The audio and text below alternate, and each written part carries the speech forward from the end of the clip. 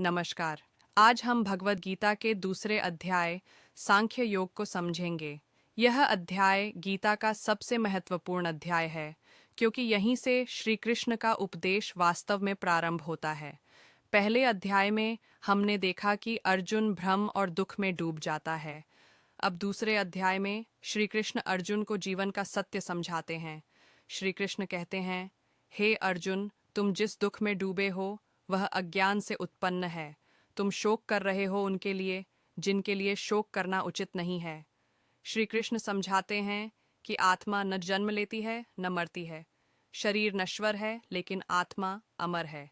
जिस प्रकार मनुष्य पुराने वस्त्र छोड़कर नए वस्त्र धारण करता है, उसी प्रकार आत्मा पुराने शरीर को छोड़कर नया शरीर धारण करती है। इसलिए मृत्यु से भयभीत होना अज्ञान है। श्री कृष्ण अर्जुन से कहते हैं, हे अर्जुन, तुम्हारा अधिकार केवल कर्म करने में है। फल की चिंता करना तुम्हारा कर्तव्य नहीं। जब मनुष्य फल की आस छोड़कर कर्म करता है, तब उसका मन शांत रहता है।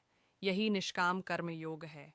श्री कृष्ण यह भी बताते हैं कि जो व्यक्ति सुख और दुख में समान रहता है, जो न लाभ से प्रसन्न होता है न हानि से दुखी, वही स्थित प्रज्ञ कहलाता है। ऐसा व्यक्ति संसार में रहते हुए भी बंधन में नहीं बंधता। यह अध्याय हमें सिखाता है कि सच्ची शांति बाहरी परिस्थितियों में नहीं, हमारे दृष्टिकोण में होती है।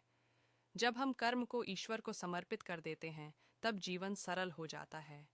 भगवद गीता का दूसरा अध्याय हमें आत्मा का ज्ञान, कर्म का रहस्य और जीवन की सही दिशा देता है।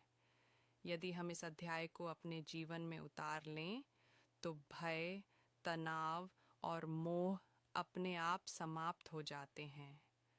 अगर आप भगवद गीता का हर दिन एक सरल पाठ समझना चाहते हैं, तो सनातन ज्ञान चैनल को सब्सक्राइब करें।